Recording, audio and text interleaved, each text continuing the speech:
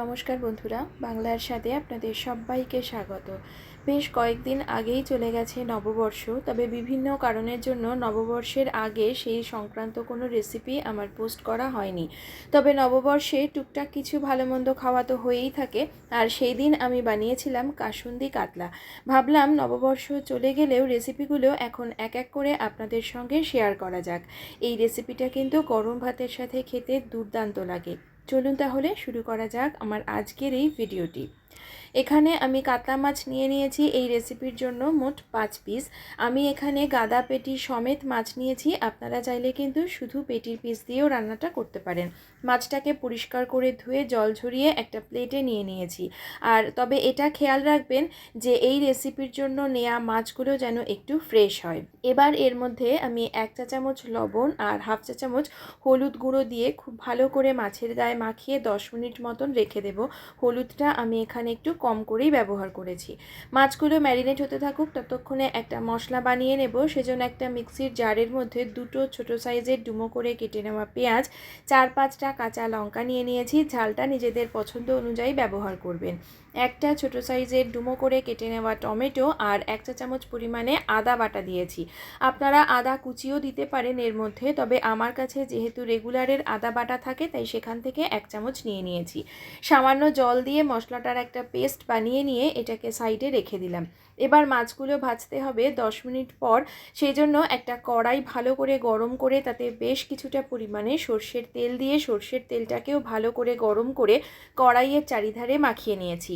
এবার এক এক করে লবণ হলুদ মাখিয়ে রাখা মাছগুলো কড়াইতে দিয়ে দুটো ব্যাচে দুটো পিঠ থেকে খুব সুন্দর করে লালচে করে ভেজে আমি তুলে নিচ্ছি। সমস্ত মাছ তুলে নেওয়ার পরে ওই যে তেলটা, তার মধ্যে হাফ চামচ পরিমাণে কালো জিরে দিয়ে এবার পেস্ট করে রাখা মশলাটা এর মধ্যে দিয়ে দিয়েছি। মশলাটার মধ্যে সামান্য একটু জলও দিয়েছিলাম। এছাড়া টমেটো আর পেঁয়াজ থেকেও একটু জল বেরোয়, তাই গ্যাসের ফ্লেমটাকে মিডিয়ামে রেখে ক্রমাগত নাড়াচাড়া করতে করতে এই জলটাকে শুকিয়ে নিয়ে মশলাটাকে একটু দেখুন ভাজা ভাজা করে নিয়েছি। আর আমি এই মশলার মধ্যে কিন্তু রসুন ব্যবহার করিনি, আপনারা চাইলে করতে পারেন। এবারেতে কিছু গুঁড়ো মশলা অ্যাড করব। প্রথমেই দিয়ে দিচ্ছি হাফ চা চামচ জিরে গুঁড়ো, হাফ চা চামচ ধনে গুঁড়ো, হাফ চা চামচ হলুদ গুঁড়ো, স্বাদ মতো লবণ, হাফ চা চামচ কাশ্মীরি লঙ্কা গুঁড়ো। সামান্য পরিমাণে একটুখানি জল দিয়ে মশলাটাকে মিডিয়াম ফ্লেমে রেখে খুব ভালো করে মশলার কাঁচা গন্ধটা চলে না যাওয়া পর্যন্ত একটু কষতে দেব। এখন দেখতেই পাচ্ছেন মশলার কিন্তু খুব সুন্দরভাবে কষে গেছে, রঙটাও ভারী সুন্দর হয়েছে আর এখান থেকে তেলটাও ছেড়ে গেছে। এই সময়ে আমি এই কাসুন্দি কাতলার প্রধান উপকরণ কাসুন্দিটা অ্যাড করব। বাজারে যে কাসুন্দিটা দোকানে কিনতে পাওয়া যায় সেটাই এখানে আমি ব্যবহার করেছি। মোটামুটি 3-4 টেবিল চামচ পরিমাণে কাসুন্দি আমি এতে দিয়েছি। আপনারা অবশ্যই মাছের পরিমাণ অনুযায়ী কাসুন্দিটা ব্যবহার করবেন। কাসুন্দিটা দেওয়ার পর গ্যাসের ফ্লেমটা কিন্তু একদম লোতে রেখে এটাকে একটু কষতে হবে, না হলে কাসুন্দিটা তিতো হয়ে যাওয়ার ভয় থাকে। আমি এখানে দোকান থেকে কাসুন্দি কিনে এনে ব্যবহার করেছি এর মধ্যে, তবে কারোর যদি কাসুন্দি পেতে অসুবিধা হয় সেক্ষেত্রে আপনারা বাড়িতেই একটু বেশি পরিমাণে কালো সর্ষে আর তার অর্ধেক পরিমাণে সাদা সর্ষে বেটেও ব্যবহার করতে পারেন, তবে কাসুন্দি দিলে এর স্বাদটা বেশি ভালো হয়। মশলাটা ভালো করে কষে গেলে এর মধ্যে এখন মোটামুটি 1 থেকে 1.5 কাপ পরিমাণে গরম জল দিয়ে দিলাম। ঝোল আপনারা যতটা পরিমাণে রাখতে চান সেই আন্দাজে কিন্তু এর মধ্যে জলটাকে ব্যবহার করবেন। ভালো করে সমস্ত কিছু মিশিয়ে দিয়ে ওপর থেকে 4টে চেরা কাঁচা লঙ্কা দিয়ে ঝোলটা ফুটে ওঠার জন্য অপেক্ষা করেছি।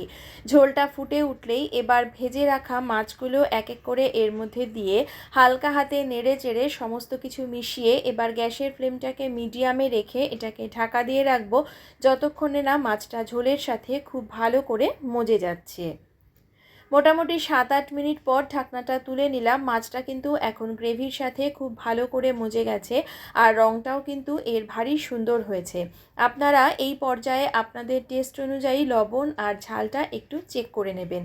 আর আমি কিন্তু এর মধ্যে আলাদা করে কোনো রকম গরম মশলা বা ধনেপাতা দেব না, তাতে করে কাসুন্দির যে ফ্লেভারটা আছে সেটা চলে যাবে। তবে আপনারা যদি ধনেপাতা খেতে পছন্দ করেন তাহলে কিন্তু অবশ্যই ধনেপাতা উপর থেকে দিতে পারেন।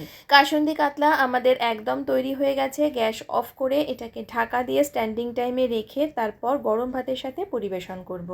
তৈরি হয়ে গেল নববর্ষর স্পেশাল রেসিপি কাসুন্দি কাতলা। রেসিপিটি কেমন লাগলো আমায় কমেন্ট করে জানাবেন, এবং আমার রেসিপিটি শেষ পর্যন্ত দেখার জন্য আপনাদের সকলকে জানাই অসংখ্য ধন্যবাদ।